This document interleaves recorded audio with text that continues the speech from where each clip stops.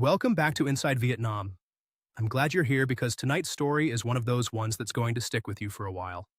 Tonight you're going to meet Declan O'Sullivan, 61 years old, plumber by trade, 40 years of it, ran his own outfit out of Cork City in the south of Ireland.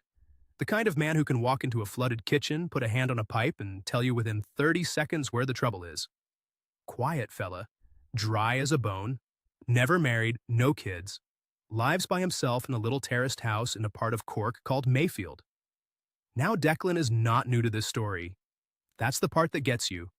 2 years before he ever set foot in Vietnam, Declan had already been through something very similar in the Philippines. And he came home from that one with a hole in his savings he could have put a small car through. He swore to himself, to his sister, to the empty kitchen at 6:30 in the evening, that he was done, that he'd had his stupid done, that whatever came next, it wouldn't be that again. And then he started watching YouTube. What happens to Declan and John Nang over the next 14 months? Well, let's just say a man can learn a lesson and learn it again. And the second time can cost him more than the first. Declan loses something in this story. I won't tell you what or how much, not yet. I'll tell you it involves a cafe near the beach, a woman who never once asked him for money in the early days, a roof in the countryside, an 8-year-old boy with a slip of the tongue, and a frightened 19-year-old girl who eventually picked up a borrowed phone because she couldn't sleep with what she knew. You're going to want to keep watching to the end on this one, especially if you're sitting somewhere right now thinking how good it feels that the woman in your life hasn't asked you for a thing yet. Here's Declan, in his own words. Right, so, where do you want me to start, boy? Me too. I suppose you start with the kitchen. That's where it all started, really. Not Vietnam. The kitchen here in Mayfield, the back of the house, old immersion timer ticking on the wall, the wireless on low, examiner folded up on the table from the morning. That's the scene. That's where a man goes wrong, not in some bar in Da Nang. In his own kitchen on a Tuesday evening in February, with the rain at the window. Let me wind it back, though. 40 years a plumber. I started at 15 as an apprentice with a fella called Donny Crowley, God rest him, out near Glanmire. Hard man. Wouldn't say a word to you for a fortnight, and then he'd put his arm round your shoulder and tell you you'd done a grand job on a stop tap, and you'd want to cry. That was the trade. You learned by being shouted at and then occasionally not shouted at, and if you were any good, you eventually went out on your own, which I did in my mid-40s. Had my own little outfit. 2 lads working with me at the peak of it. Nothing fancy, bathrooms, boilers, the odd bit of commercial, Cork people, Cork houses. I was busy enough, never married. That's the bit people always want you to explain. I don't really have an explanation for them. I had a girlfriend in my 20s, Aileen, lovely girl. She went to England for nursing, and we wrote each other letters for about a year, and then we didn't. There was another one in my 30s, Bernie, that came close. Close enough that I looked at rings, but it didn't go. After that, I just got busy. The work eats your life if you let it, and I let it. The lads at the pub used to slag me about it. Father Deck, they called me. Hilarious crowd they were. So that's me at 58. Decent business, paid-off house, no woman, no kids, Sister Margaret over in Douglas with her 2 grown lads. And I'm online one night, and I get talking to a woman in the Philippines. Hell. Lovely woman on the face of it. We were on the phone every night for 6 months. I went out there. I stayed 18 months. I came home in 2022 with the guts of 38,000 euro gone, sick mother that wasn't, a bit of land that turned out to belong to the cousin, a building project that never had a foundation, and I told the lads at Murphy's the climate didn't suit me. The climate. Jesus. That's the line I told. God, so I half believed it myself. Margaret, my sister, she knew. She had me in the kitchen in Douglas the week I got back, and she made me sit down and tell her the actual figure. I told her. She didn't shout. She just said, very quiet, Deck, I think what you need is a project that doesn't have a heartbeat. And I laughed. Or I made the noise of laughing. I didn't laugh. Anyway, I came back. I sold the work van. Couldn't be bothered with the 2 lads or the books anymore. The heart had gone out of me for it. Took the state pension a year early when I turned 60. Aunt of mine in Mallow died around the same time and left me a bit, which was kind of her. And combined with what was in the bond from the years of being pay before I went out on my own, I had, about 95,000 sitting there. Plus the house, paid off. So I wasn't in trouble. I want to be clear about that. I wasn't in trouble. I was bored and I was angry with myself, and the two of those together is worse than being broke. There's a kind of quiet that gets into a house in Mayfield in February. The light's gone by 4:30. You make a cup of tea at 6, you have it gone by 20 past, and then there's a stretch from about 6:30 to 9 that is just you and the immersion timer and the road outside. The lads at Murphy's were grand for a couple of pints on a Friday, but they weren't going to fix that quiet. Nothing was. And I knew that, like, I'm not pretending I didn't. I just didn't want to know it. So I'm sitting there one wet Tuesday in February 2024, and I'm scrolling on the laptop, the way you do, and YouTube throws up some lad on a motorbike on a beach somewhere, telling me he lives like a king on €1,000 a month. I clicked on it. That was the moment, if you want to know. Not the airport, not the cafe. That click, on a Tuesday in February in the kitchen in Mayfield. That's where the real damage starts, boy. Every time. On a couch with a laptop and a cup of tea gone cold. So that's the click. February 2024. And the algorithm? Christ, the algorithm. You watch one of those videos and within 48 hours your YouTube is just Vietnam, Vietnam, Vietnam. Lads on Honda Waves in Da Nang. Lads sitting outside little cafes in the old quarter in Hanoi, holding up their face sua jaw to the camera. Look at this, lads. €2 for a coffee and a view of the cathedral. Cost of living breakdowns down to the last 1,000 jong. Rent in An Thuong for under 300 a month. Bia Hoi at 20 cent a glass. The lot. I had a particular favorite. I won't say his name because he's still going, the poor lad, and I don't want to pull him into this. But there was an English fella, mid-40s, lived in a little place in Santra, drove around on a Honda Wave with a GoPro on the handlebars, spoke a bit of Vietnamese, had a Vietnamese wife and a baby. He was the one I watched the most. I think I watched everything he ever put up. Twice, some of them. And here's the thing I want to be honest about. I knew what I was doing. I wasn't just innocently watching travel content like. Some part of me was building a case. Look, Declan, this could work. This is different. These lads are happy. Look at the wife. Look at the baby. Look at the price of the banh mi. I was prosecuting myself out of the kitchen. But here's where I told myself the lie that mattered. I said, right, the Philippines. That was different. That was a woman first. That was Mel on Facebook 6 months on the phone before I ever bought a flight. That's where it went wrong. This time, it's the country first. The country, and then maybe somebody, eventually, if it happens. That was the story I told myself. I bought a phrase book off Amazon and Lonely Planet thing, and I sat in the kitchen learning Xin Chao and Camon, and how to count to 10. Mont, Hai, Ba, Bon. I was doing my homework. I thought the homework was the difference. The homework was not the difference, boy. The homework was the bait I was leaving for myself. Margaret rang me in March. She could read it on me. She said, Deck, you're going somewhere, aren't you? And I said, just for a holiday. 3 weeks. The country like I want to see it. She didn't push. Margaret learned in 2022 that pushing me doesn't work. She just said, mind yourself, and got off the phone. I booked the flight in late March. Cork to Heathrow, Heathrow to Da Nang via Singapore. 3-month e-visa. That's the standard one. You do it online. Costs about 25 quid, takes a few days. Knocked it out on the laptop at the kitchen table in about 20 minutes. Even that, I've been doing the visa felt like a thing. Like I was a man with a project again. I flew out the second week of April 2024. You ever come into Da Nang late at night? You come down over the South China Sea and the city is just this strip of light along the coast and then black mountains behind it. And the airport is right in the middle of the city. Like, you can practically walk to your hotel from the runway. I came out of the terminal at about 10:30 at night, and the heat hit me like a wall. April in Da Nang, I want to say 28, 29 degrees and the air is thick with it. Wet. You're sweating before the taxi gets to you. And the smell. That's the bit nobody warns you about. It's not bad, it's just new. Petrol fumes and grilled meat and something sweet I couldn't place. And that diesel and fish sauce thing you get near any Asian street kitchen. I'd booked a place on Booking, a service department off Hoang Ke Viem, what they call the An Thuong area, 2 streets back from my K Beach. 10 million jong a month, which was about 420 euros at the time.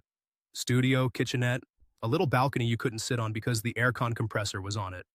But spotless. The lad at the desk spoke perfect English. He brought me up himself. Wouldn't take a tip. First 3 weeks, I did exactly what the videos said to do. Banh mi for breakfast from a woman with a cart on the corner. 20,000 jong, less than €1. This little crusty roll with pâté and pork and pickled carrot, and a slice of cucumber and one green chili that nearly took the head off me the first morning. Cha Phe Sua Jai at a place called Kong Cha Phe on Nguyen Van Thuai. Bitter, sweet, ice up to the top, you sit on a low wooden stool and the traffic goes past you about a foot from your elbow. The motorbikes never stop. Never. 5 in the morning, 2 in the morning, doesn't matter. The horn is just punctuation in this country. They don't honk to be aggressive, they honk to say, I'm here. It took me a fortnight to stop flinching at it. I went to the Dragon Bridge on a Saturday night to watch it breathe fire. I went out to the Marble Mountains and climbed up sweating into a vest by 10 in the morning. I got the bus to Hoi An for a day and walked around the old town with the lanterns and ate cow lao out of a clay bowl in a courtyard. It was, I'll tell you straight, it was beautiful. It was. I'm not going to pretend it wasn't, just because of how it ended. There's a few bars in An Thuong where the older expats wash up. Kiwi Place, an Aussie place, a British-run pub with the football on.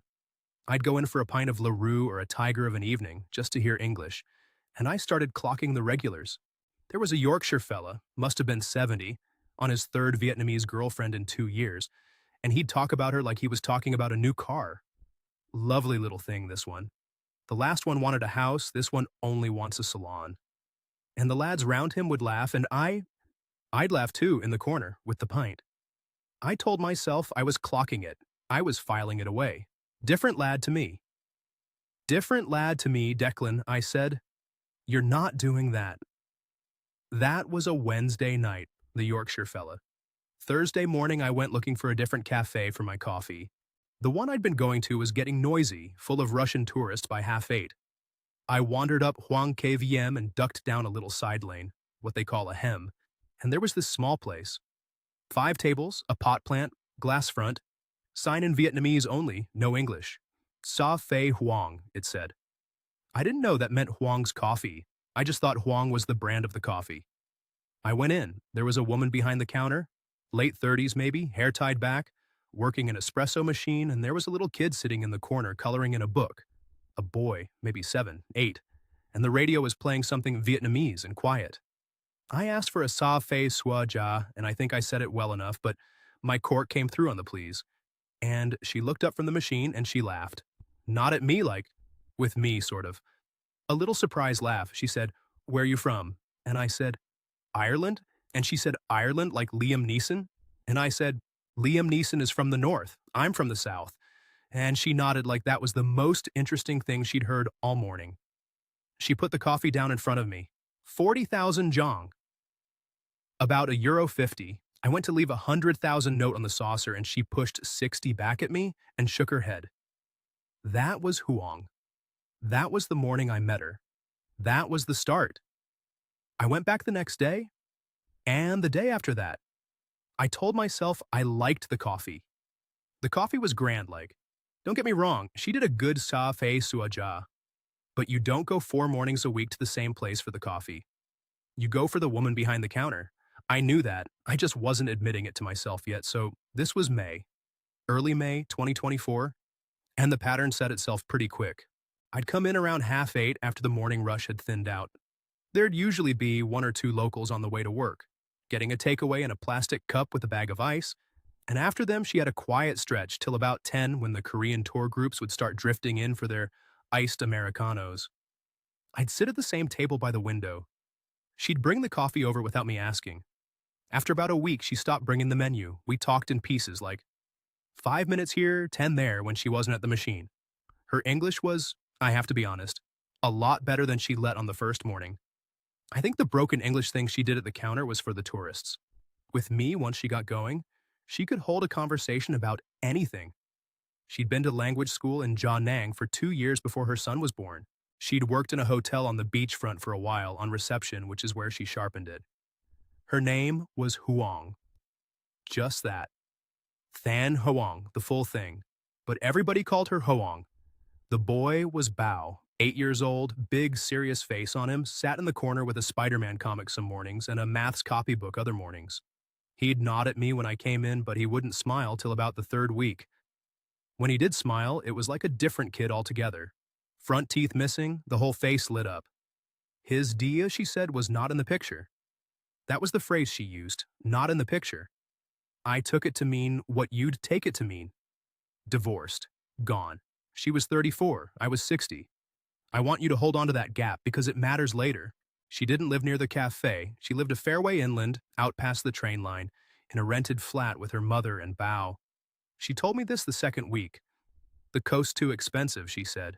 Tourists pay everything. Made sense. Jianang had got dear in the last few years. Every fella in the bar had a complaint about it.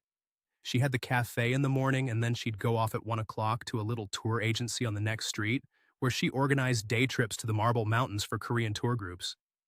That was her second job. She was running 2 jobs and raising the kid and looking after her ma, and she didn't complain about it. She just did it. I admired that about her. I admired it. Now here's the thing I want to spell out for you. In those first 3 months with Huang, she didn't ask me for a single thing. Not a coffee, not a meal, not petrol money, not the price of a school book for the lad. Nothing. The first time we went out for a meal, just properly out, not just a coffee at the cafe, was about 3 weeks in. There's a little buncha place on Tran Quoc Toan where they grill the pork on charcoal out the front and the smoke is in your hair for the rest of the day. I asked her would she go. She said yes if Bao could come. Fair enough. I picked them up in a grab. The bill came to about 240,000 jong for the 3 of us. Call it €9. And she had the wallet out before I'd finished swallowing my last bit of pork. We split, she said. I argued. She said no. We split. She paid 120, I paid 120. Tell that to the Yorkshire fella in the bar, I thought. A week after that, I bought Bao a little Lego set in the Lotte Mart out by the river. Nothing mad. A fire engine, about 350,000 jong, maybe €13. I gave it to him after dinner, and he nearly took the head off me with the joy of it. The next morning at the cafe, Huang handed me 175,000 in cash and a photo of the receipt on her phone. Half, she said. I told you. I tried to push it back. She wouldn't have it. He, my son, I pay for him. And she went back to the machine. I want you to picture me, the night after that, sitting on the balcony in An Thuong with a Saigon special, the aircon compressor humming next to my elbow, and I'm thinking, that right there, that's the difference. Helen Cebu, week 1, asked me for $100 for her cousin's electricity bill.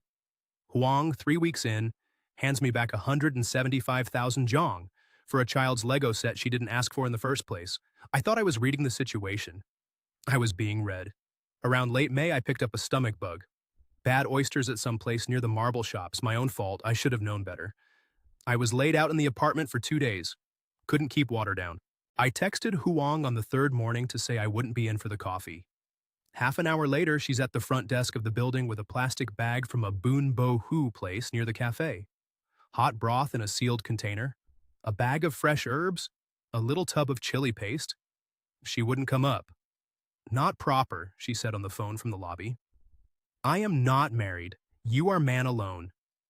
She left the bag with the lad at the desk and went back to work. I sat in the kitchenette eating that broth, which was, by the way, one of the best things I've ever put in my mouth. The bones of it, the lemongrass, the bit of beef shank with the sinew on it. And I tried to give her the cash for it the next day at the cafe. She wouldn't take it. Soup is gift, she said. Gift not paid back. And she went back to the machine. That was the moment, if I'm being honest with you. That was the moment, something inside me. I don't know how to put it. Unlatched. Something unlatched. I'd been holding myself together since 2022 with the rule that I am not doing this again. And she pulled the latch off without ever putting a hand on it. I'm not stupid. I want you to know that. I knew this was a feeling. I knew feelings are how a man like me gets into trouble. I told myself I was watching it. I was clocking it, like I clocked the Yorkshire fella. I told myself the watching was the difference. It wasn't the difference. The watching was a story I told myself so the watching wouldn't have to do anything. In late June, I went to the immigration office on Tran Phu and put in for a 3-month visa extension. Came out about €120 for the new visa. While I was at it, I went to a property agent 2 doors down, English-speaking lad, and he put me onto a 1-bedroom apartment off Pham Vun Jong for 15 million Jong a month, about €560, 6-month lease. The place I'd been in was a service studio, fine for a tourist, hopeless for a man who wanted a kitchen. The new place had a real cooker, a real sofa, a second bedroom you could put a kid's bunk in if a friend's kid ever stayed over. A friend's kid, that's what I told myself. I told myself the bunk was for a friend's kid. I signed the lease on a Friday afternoon. I walked back to the cafe for the 4 o'clock coffee, and Huang was at the machine, and Bao was in the corner with his copybook, and the radio was playing some old Trin Kong Son thing that Huang would hum along to without realizing. And I sat down at my table by the window and I thought, grand, so grand. I didn't tell her about the lease. Not for another week. I told myself that was nothing. That was just timing. It wasn't nothing, boy. None of it was nothing. So, August, the end of the 3rd month. The dry heat had broken and the rain had started. Not the soft rain you'd get at home, the proper rain. The kind that comes down in sheets and turns the hem outside the apartment into a brown river inside about 6 minutes. You'd be walking back from the cafe and the rain would start, and you'd be soaked through to the underwear before you got the door open. I'd been telling Huang about Cork, about Margaret, about the trade, bits and pieces. She'd been telling me about her ma and about her sister Mai, who was 19, and at college in Ho Chi Minh studying tourism, and her brother Tuan, who was 28, and between things, as she put it. Between things was the phrase she used. I should have asked what things, like, but I didn't.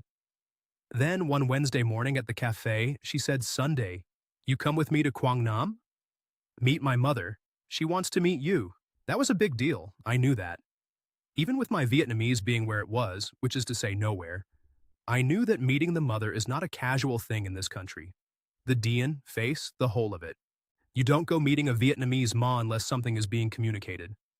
I said yes before she finished the sentence. I rented a car and a driver through the apartment block, 600,000 Jong for the day, about €23. Fella called Kwok, spoke a bit of English. We picked Huang and Bao up from the cafe at 8:30 on Sunday morning and drove south down the QL-1A, that big road that runs the length of the country. 2 hours south of Gia Nang, off the main road, down a lane between rice paddies, into a village I won't name because I won't.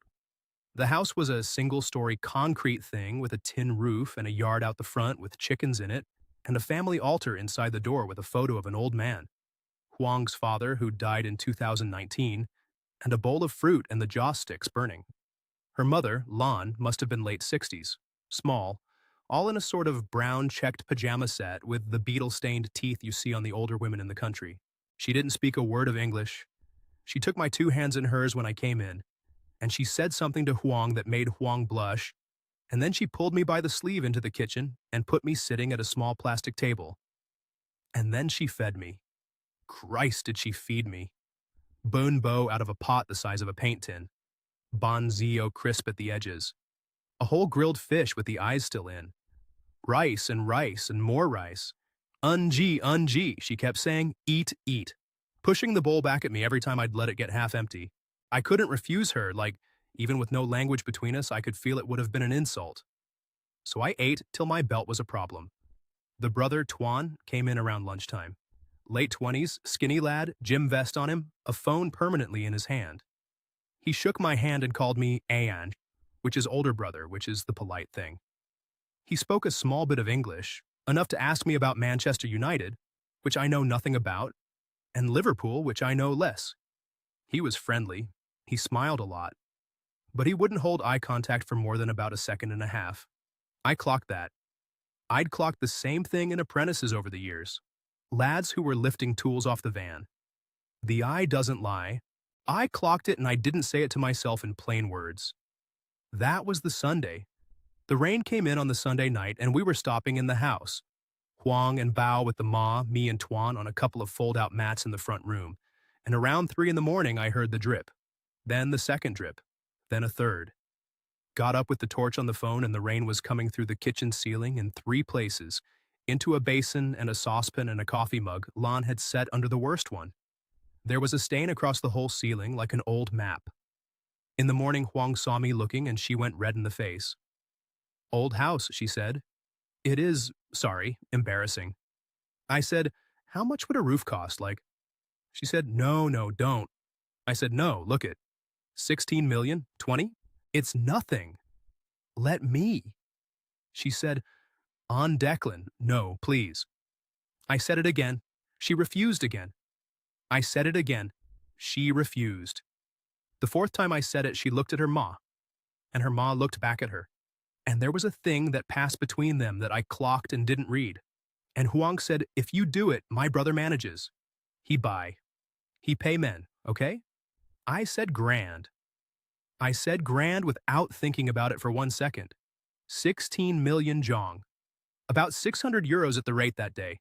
Bank of Ireland to a Vietcom bank account in Tuan's name, 3 days later. I have the transfer slip on my phone still. I look at it sometimes. Now here's the thing I keep coming back to, and I want you to listen to me on this. I offered. She didn't ask, she refused 3 times. I offered 4 times. That's the version that's burned into my head. And later, when I was working out what had happened to me, I kept coming back to that. But she didn't ask, like that mattered. Like that meant anything. It didn't mean anything. The ask was the offer. The whole shape of it, the ma's pajamas, the leak, the no, no, no, please don't. The look between them, that was the ask. There was a script being run on me and I was the one delivering my own lines. I'm not saying she planned the rain, like, I'm not mad, I'm saying there's a way of being broke in a country with foreigners where the foreigner does the asking on your behalf. That's a real thing. I think it's a real thing. 2 weeks later, the school. We were eating at a little Quan Hao near her mother's flat in Jianang. Bao at the next table with a Sprite. And Huang said it casual, like, Bao got into Singapore International. He passed test. So clever. But the fee, too much. We can't this year. Maybe next year, save up. I asked how much. She said 120 million jong a year. About 4,500 euros. She started crying. Not a big cry, like a little one, into a tissue. He's so smart, Anne. He top of his class. But the local school, 50 children in one room, no English. He need this. She said she'd take a loan from a cousin. She said she'd ask the agency for an advance. She said she'd think of something. She said it like a list of options that were all hopeless. I was at the ATM the next morning. Vietcom Bank in cash, an envelope, the works. The deadline was Tuesday. I told myself education is the one thing I would not haggle over. I left school at 15, and I've been mending other people's pipes since. The boy was bright, that part was true. One would have paid that fee for an Irish stranger's child if I'd seen them in the same fix. I want you to know that. So we're at 4 months in, and the running total is 16 million plus 120 million, roughly 5,100 euros. In the scheme of what was sitting in the bond at home, it was nothing. Then the brother got the motorbike. About a fortnight after the roof money cleared. A second-hand Yamaha Exciter 150, blue, the kind the young lads tear around on. I was at the village again for a Sunday, and there it was on the path, with him polishing the tank with a bit of an old t-shirt. I'm a tradesman. I've bought used vans my whole life. I know what a second-hand Exciter goes for in this part of the world, even with my Vietnamese being what it is. 15, 18 million jong. Maybe 20 top. The roof money was 16. I said to Huang later, "That bike of Tuan's is new, is it?" She said, "He save." Long time, he saved for it. I nodded. I did not press. Cultural differences, I said to myself. Filial duty. The Emma doesn't see the money, the son does. That's how it works here. I'm the Thai. I don't understand the customs. That was the sentence. I don't understand the customs. I said that to myself about 10 times a week from August onward, and every time I said it, it cost me money. Same week, I noticed something else. I was on her Zillow. She'd shown me the messages from the school, proudly, the acceptance letter, the lot, and her old photos were just there, scrolling past. There was a fella in a few of them, skinny, in a polo shirt, late 20s, holding Bao on a beach. 3 or 4 photos of him. I asked her, casual, "Who's that?" She said, My cousin, we grow up together. I let it go. Cousin, I said to myself. Vietnamese family is close. They use the word cousin loose like. Did I really think that? I think I did. I think I genuinely thought that, in the moment. In October, I rang Margaret. First time since June. I'd been avoiding her, like because I knew what she'd ask. I told her on the phone, Marg, I've met someone. I think it's serious. There was a long pause on her end. The pip-pip of the line. Then she said, right. How much have you spent, Deck? I said her name. She said it again. How much, Deck? I hung up. I didn't tell her. I sat on the balcony in An Thuong with the rain on the corrugated awning of the place across the hem and the karaoke from somebody 2 floors down, absolutely murdering an old Bang Ho ballad. And I did not ring her back. Not for 9 months. Some part of me knew then that I wasn't going to ring her back until I had something to show her. Until there was a house, like, or a wedding photo, or a wife. I needed the result before I could face the question. That's how a man does this to himself, boy. That's exactly how. He stops taking the calls from the one woman who'd tell him the truth. It was Huang who brought up the house. Not me. I want that on the record. It was a Saturday in mid-October. We were on the back of a grab bike. Well, 2 grab bikes. Herself and Bao on one, me on the other. Heading down to Hoi An for the afternoon because Bao had been promised a lantern at the night market, and there's no walking that one back with an 8-year-old. The road from Gia Nang down to Hoi An runs through paddy fields and past those big stone-cutting yards on the way to Marble Mountains, and then past a stretch of new resort developments that were half built and half rusting in the salt air. And then you're in Hoi An. We had a bowl of cow lao in a courtyard place she knew, and the lanterns came on around 6, and Bao went off with a paper, one shaped like a fish. And Huang sat across from me at the little wooden table with a glass of fresh sugarcane juice, and she said, you know my mother has land near here. I didn't know that. She'd never mentioned it, she told me. Her uncle had bought a strip out near a village west of Hoi An maybe 6 or 7 years before, and when he died of a stroke in 2021, it had come down to her mai.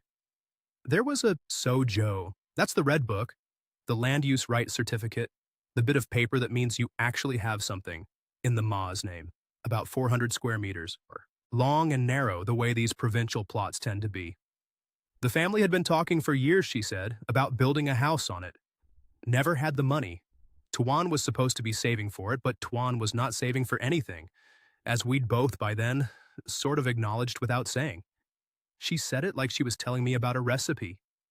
We were always going to build there. One day. And then she said, if we build and we live there, you and me. And Bao. The school is good in Hoi An. It is quiet. Better than the city. I want to give you the honest version of what happened in my head when she said that. It wasn't dazzled, like. It wasn't yes, my love, of course. It was more, and this is the bit I'm ashamed of. It was relief. Pure relief. Because for about 6 weeks I'd been walking around with this low hum in the back of my brain that said, Declan, where is this going? And here she was, telling me where it was going. House, Hoi An, the 2 of us. The boy in a good school, a future I could see with the edges on it. I said, and what about the marriage and that? She said, easy as anything. We marry when my divorce final. New Year. That was the first I'd heard of a divorce that wasn't already done. I want to be very precise here because this is where I most want you to learn from me. She had told me, months before, that the husband was not in the picture. I'd taken that as divorced. She'd never corrected me. Now, in October, sitting in a courtyard in Hoi An with the lanterns on, she dropped in a phrase about the divorce being final in the new year like it was a small piece of administration she'd told me about 100 times. I didn't say hold on, I didn't say what does that mean exactly. I had a moment, half a second maybe, where the whole thing hung in front of me with a kind of wobble in it, and then I closed my fist on it, and I said to myself, translation issue. Her English isn't perfect. She means the paperwork is finishing up. Divorce takes time in this country. Fair play to her. She's getting it done. I said grand. New Year. That was it. That was where I had the chance and didn't take it. The cost of the house, she said, was about 1.5 billion jong, end to end. Roughly 56,000 euros at the time. a modest two-story concrete build with 3 bedrooms and a tiled roof and a small wall around it. Cheap and, she said, because country, not Hoi An town. And we use my brother's contacts. That last bit I clocked and let go. I knew the law. I'm not pretending I didn't. I'd read the Vietnam visa forms during the wet evenings in Mayfield. Foreigners cannot own land in Vietnam. Full stop. You can have a 50-year leasehold on an apartment, with restrictions, but you cannot own land, and you cannot put your name on a sojo. The standard workaround for fellas in mixed marriages is to put it in the wife's name, and every forum on the topic has 100 lads in the comments saying, don't.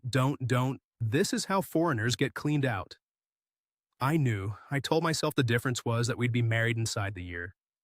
I told myself her ma was a decent woman, and the family altar in the front room and the whole thing would balance out. I told myself I'd seen her ledger at the cafe. She balanced the takings to the jong every night. I'd watched her do it. And a woman who balances her takings to the jong doesn't run a long con. That was my reasoning. That was, on paper, my reasoning. Underneath the reasoning was the real thing, which was that I did not want to go back to Mayfield. I flew home in late October. Cork via Heathrow. Cold, lashing rain on the runway at Cork.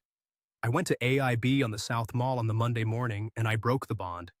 62,000 euros of it, which between the rough build cost, the agent's fees, the legal bits, and a buffer for the cost overruns I knew were coming. And I sat there at the desk while a young one in a navy blazer walked me through the paperwork, and I felt nothing. No flutter, no second thoughts. Numb.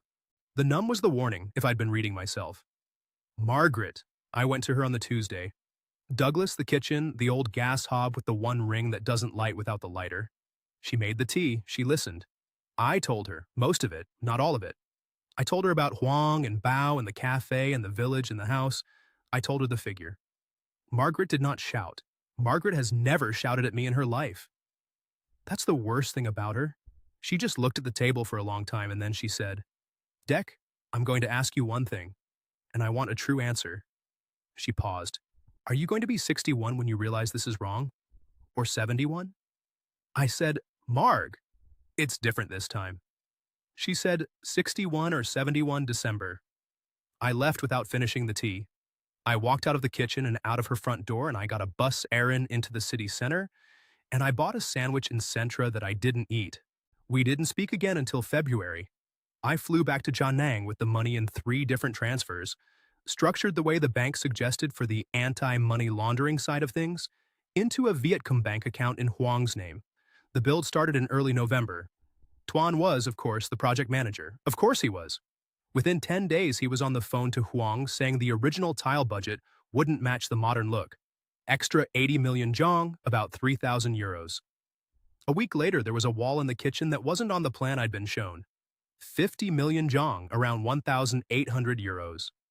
I'm a tradesman. I've quoted jobs my whole life. I know exactly what a project manager skimming looks like.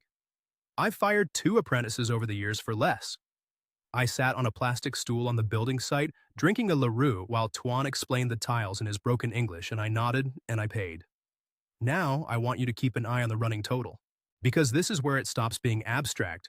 600 euros for the roof, 4,500 euros for the school, 56,000 euros build, 3,000 euros tiles, 1,800 euros wall, plus a few smaller bits, a generator I bought when the power kept tripping on the build, monthly bits to Huang I'd stopped recording properly, a payment for the Joe paperwork to be amended, all of it. Call it 66,500 euro by early November, out of an account that had said 95 in late summer. Early November, I was at Huang's mother's flat in Da Nang for a Sunday lunch. The whole family there. Lan, Huang, Bao, Mai, down from Ho Chi Minh on a college break. Tuan in his usual gym vest. Big spread on the table. Beer cans for the men. Bao was going on about the new house. He'd been out to see the foundation the week before, and he was excited about which bedroom would be his. He said in Vietnamese with his mouth full, and Bo was there last weekend. He said, the whole table stopped. I don't have any Vietnamese but I have Bo. I learned that in week 1. Bo is daddy. Huang laughed, a thin, fast laugh, and she said something to Bao in Vietnamese, and the boy looked confused, and then she turned to me and she said, He means back. Uncle. He get them mixed up. Sorry, Anne, he is silly today. Lan, the ma, did not look up from her bowl. She did not look at me at all. Mai, the young sister, looked at her brother Tuan, and Tuan looked at his phone. I did the same thing they did. I let it pass. I want to be very clear about what happened in me in that second, because this is the worst thing I will tell you in this whole story. I heard it, I clocked it, I knew. I knew with the part of me that's been quoting Jobs and reading rooms for 40 years that this child had said daddy about a man who had been to the new house last weekend. And I made a decision, fast, almost not in words, to not hear what I'd heard. I made it on purpose. I want you to understand that. I was not deceived in that moment. I deceived myself. I ate the rest of the lunch. I drank a Saigon special. I made a joke about the chilies that Mai laughed at, the polite laugh of a clever girl who knows something is wrong. I thanked Lon in my 4 words of Vietnamese. I went home in a grab. Back in the apartment off Pham Vun Jong, I did something I had not done since the Philippines. I sat on the sofa with the laptop open and I logged into the Bank of Ireland online portal. And I scrolled the savings account and I looked at the number. 19,400 and something. I sat with that number for a long time. The karaoke from somewhere in the building was on again. A man this time, Vietnamese, doing one of those slow ballads with the synth pads behind it. The motorbikes were going past on Pham Vun Yong like they always were. I thought about the immersion timer in Mayfield. I thought about Margaret's kitchen. I did not ring her. I closed the laptop. I went to bed. That was the night before Tuan stopped showing up to the build site. The next morning, I went out to the build site like I'd been doing, grabbed bike from the apartment, half an hour down the road through the paddies, and the lads were there, the bricklayers, the fella mixing cement on the concrete pad, an older fella welding a bit of rebar. But no Tuan, no site manager, no one to translate.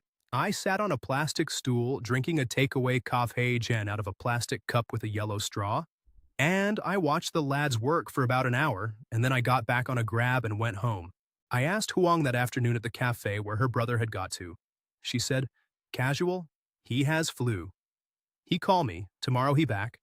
She didn't quite meet my eye when she said it. The line of her face changed. A small thing, a very small thing. I clocked it.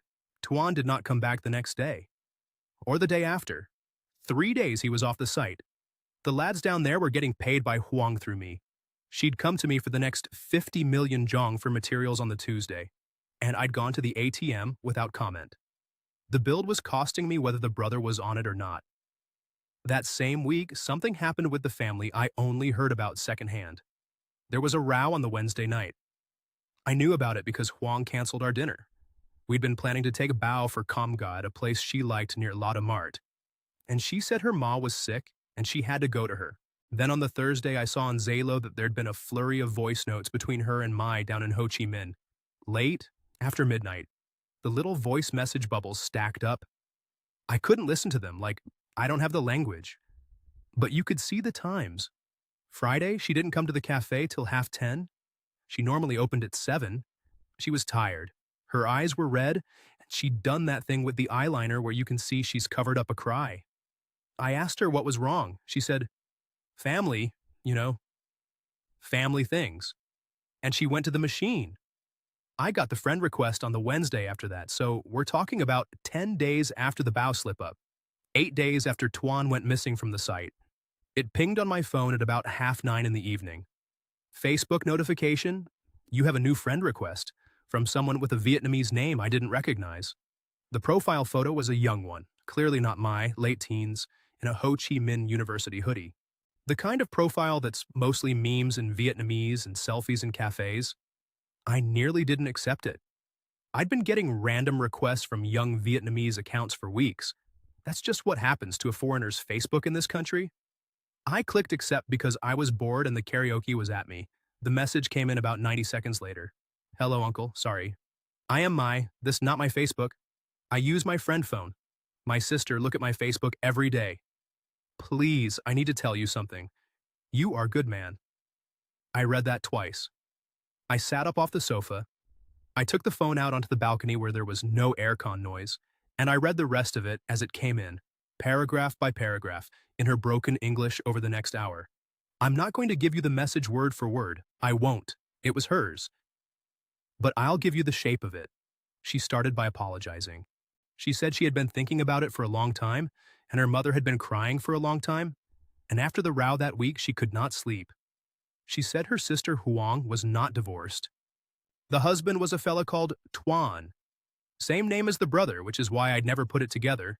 Tuan is as common a name in this country as Pat or Mick at home. And he was not the cousin in the Zalo photos, he was the husband, and he had never moved out. He had been living with Huang for years, on and off, and currently he had been in the new house every weekend since the walls had gone up. Sundays through Wednesdays. He drove down from Jian'an on a Saturday night. Mai said the husband had a job at a logistics company near the port. He had not seen Bao for the first few years of the boy's life. There'd been a real separation, a bad one. And that part Huang had not lied about. They had reconciled about 2 years ago around the time the uncle died. And the Sozhou came down to the MA. The reconciliation had not been registered anywhere because the MA did not approve, and because Mai said they keep family quiet.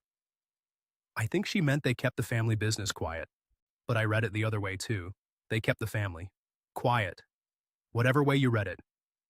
She said the roof in Guangnam had been fixed by a neighbor 2 years before I gave the 16 million. She said the MA cried about that one, specifically, because the MA had not wanted to take the money. Mai said the 16 million had gone to a man in the next village to settle a gambling debt of Tuan the brothers, the skinny lad with the exciter. He played some kind of cards with the boys at a Quan now, and he was in too deep with somebody who'd started getting unfriendly. The bike, yes, the bike was bought with what was left. She said the school fees were real. She was firm about this. She wrote, "School is for Bao, real. He go there, he love it. This part not lie." And I want you to know I read that bit twice as well. There was something in the way she insisted on it. Like it mattered to her, to Mai, that I knew there was one thing on the list that had landed where it was meant to land. I think she was trying to give me one thing to keep. She said the row that week had been about the new house. The husband was already moving things into one of the rooms. Mai had come up from college and seen it. She had screamed at Huang. The ma had cried. Tuan the brother had taken Tuan the husband's side. That was why the brother was off the site for 3 days. The whole family was, she said, broken now, and she could not sleep with what was happening to me, Uncle Declan. You are good to my nephew. You are good man. I am sorry. I want to tell you what I felt reading that. And I want to be honest. There was no flood. There was no my heart sank. I'm 61 years of age and I'd been here once before in a different language, with a different woman, on a different beach. The second time round, you don't cry. You just count. I sat on the balcony with that message and I started counting. 66,500 euro on the build, the tiles, the wall, the smaller drips. 16 million on a roof that had been done 2 years ago. 4,500 on a school that at least was real. Plus the rent on the Pham Vun Jong apartment paid through to January. Plus the flights. Plus what had quietly leaked out of the daily account in monthly bits since August. Just over 74,000 euro all in. Add the Philippines. 112,000, give or take, in 2 countries in 3 years. The motorbikes were going past on Pham Vun Jong. I could hear a vendor calling, "Ban me, ban me." Down the hem at the back of the building, the woman with the cart who came round at 10 every night. I could smell the cigarette smoke off whoever was on the balcony below me. The world was just doing its world thing. I did not reply to Mai. I want to be clear about that as well. The kindest thing I could do for that young one was to not put a reply in writing on her friend's phone, where her sister might one day find it. I put the phone down. I read her message one more time. Then I deleted the thread because her name was on it, and I deleted my reply draft that I hadn't sent. And I logged out of Facebook on the phone. I sat on that balcony till about 3 in the morning. I was not crying. I was working out logistics. Like a job, like a quote. Where is the leak? What is the run? Where do I put the new joint? In the morning, I rang Vietnam Airlines. There was a flight Tuesday night, Jian'an to Ho Chi Minh, then HCMC to Doha, Doha to Dublin. I booked it. I went into the office on Tran Phu later that day and confirmed I was leaving and gave them my address for the visa cancellation paperwork. I went to the apartment block and told the lad at the desk I was going home for family reasons and the lease was paid up to January and to keep the deposit if anything was missing. He nodded the way you nod at a foreigner you'd rather not ask about. I packed a single suitcase, the good shoes, 2 pairs of trousers, the good jacket. The phrase book went in the bin. I left a pile of stuff on the bed for the cleaner, the Honda helmet, the Tiger ashtray, the lot. I left the second bedroom that I'd told myself was for a friend's kid the way it was, with the bunk in it, made up. Before I left for the airport on Tuesday afternoon, I went to the cafe one last time. 10 o'clock in the morning, before the Korean tour groups. Huang was at the machine. Bao was in the corner with a maths copybook. The radio was doing the same Trin Kong Son loop. I had a cafe suaja. I paid. I told her I had a bit of a thing on at the build site that afternoon and would be down there if she needed me. I tipped Bao's head and said, "Be good for your ma'am." She smiled. She gave me my coffee. I did not say goodbye. That was the kindest thing I could do for myself. I sat in the airport in HCMC with a tiger and a PHO at one of the food court places off the gate. And at the gate, as they were calling boarding, I sent the text. 3 words. I know everything. And I turned the phone off. I didn't want to see what she'd write back. I didn't want her to have the chance to make me doubt it. It was raining in Dublin when we landed. Of course it was. I got the air coach into the city and the late bus Erin down to Cork, and I was in the kitchen in Mayfield by midnight on the Wednesday, with the immersion ticking and a tea that had gone cold by 12:30. So that's where I am, more or less. Sat in the kitchen in Mayfield. Same kitchen, same immersion, same chair. Let me give you the figures, because if you've sat through the rest of this, you've earned the figures.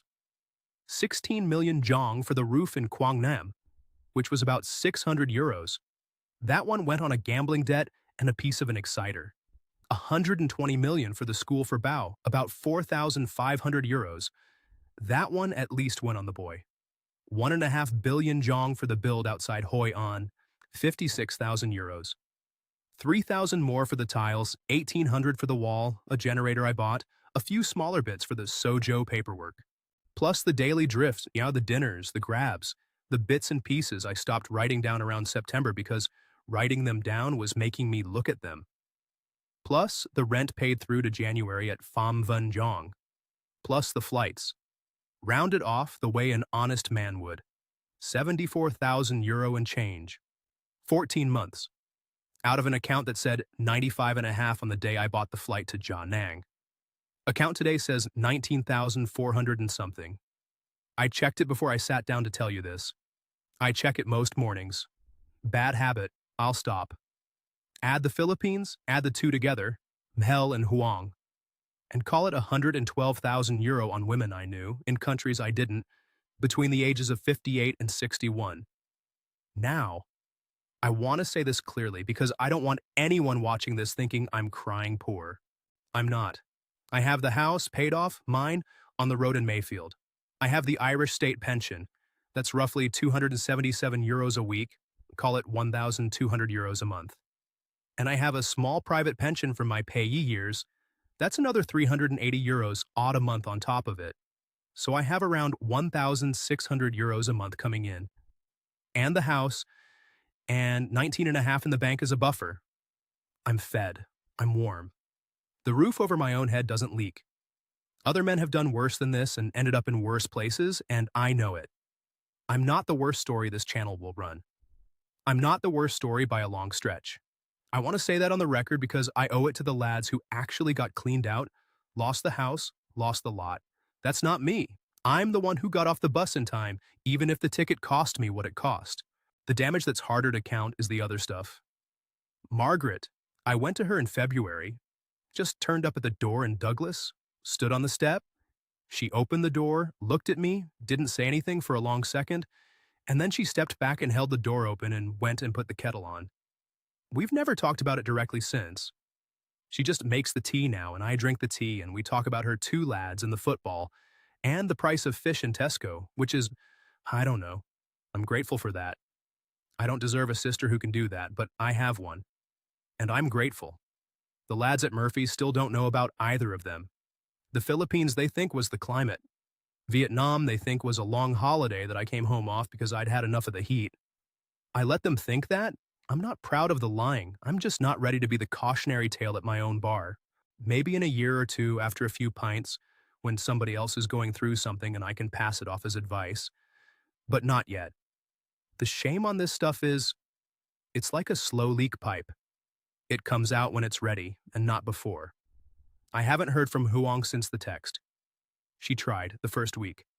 About 30 messages on Zalo, then nothing. I never opened them. I deleted the app off the phone in February. I haven't heard from since the night she wrote to me. I hope she's grand. She was a clever kid. The school fees, like wherever Bao is now, that boy is at a desk in a half-decent classroom, and a bit of me holds on to that. That's the only thing on the entire ledger I don't regret paying. Now, I want to talk about Huang, because I know what some of you are wanting me to say, and I'm not going to say it.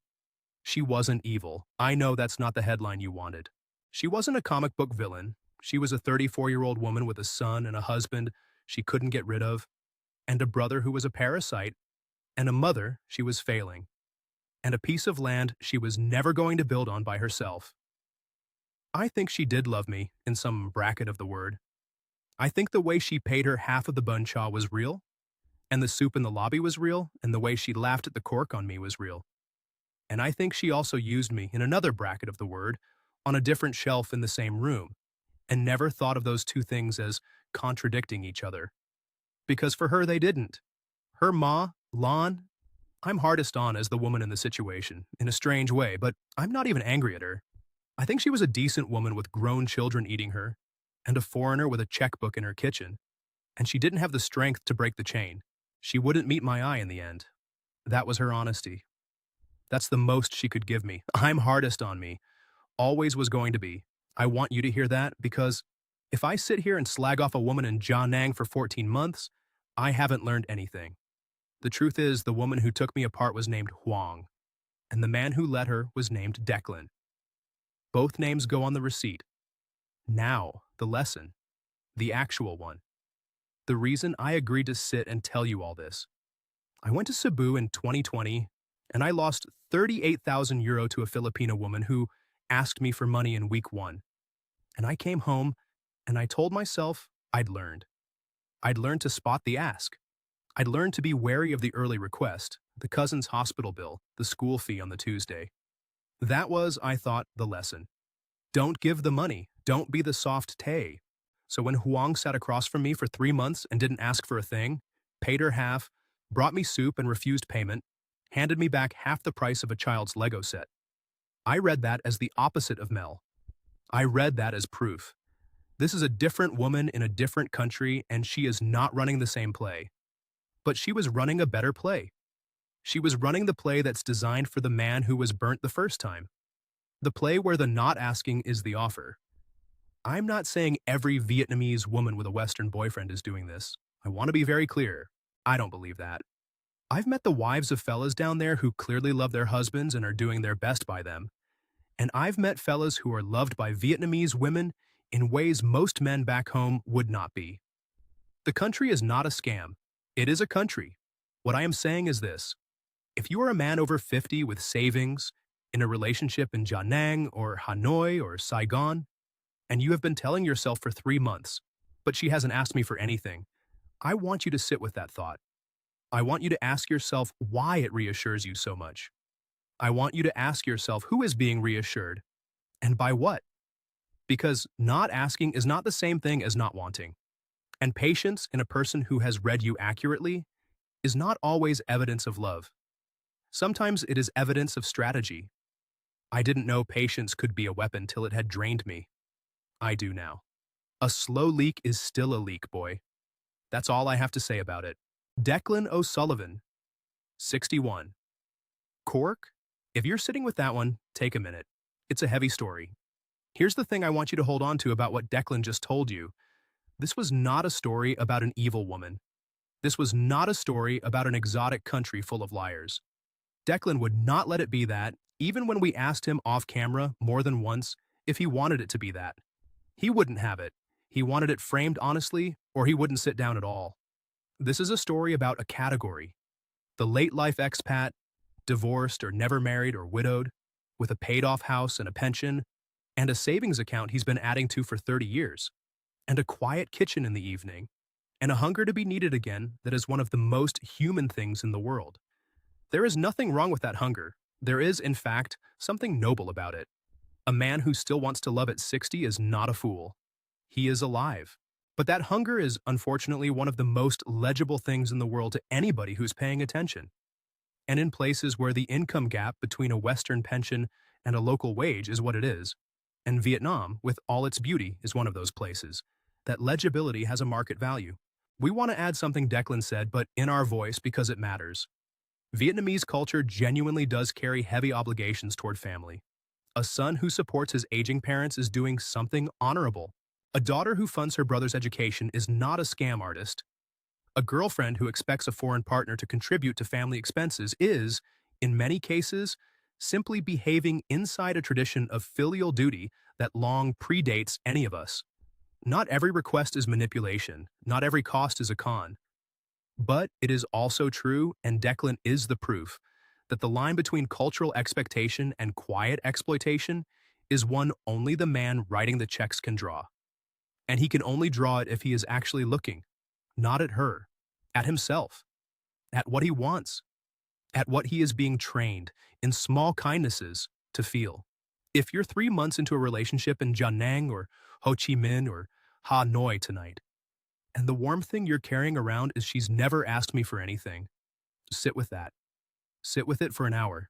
Don't argue with it. Don't dismiss it. Don't run from it. Just sit. Ask yourself what that reassurance is doing for you. Ask yourself what shape it would take if it turned out to be a strategy and not a love. Ask yourself what you would lose and what you would not lose in either case. And then make your decision with both eyes open. That is all anyone can ask of you. And it is the one thing Declan wishes he had done. Thanks for being here on Inside Vietnam tonight. If this story moved you, or if you know somebody it might help, send it to them. Subscribe so you don't miss the next one. We'll have another one for you next week. Mind yourselves out there.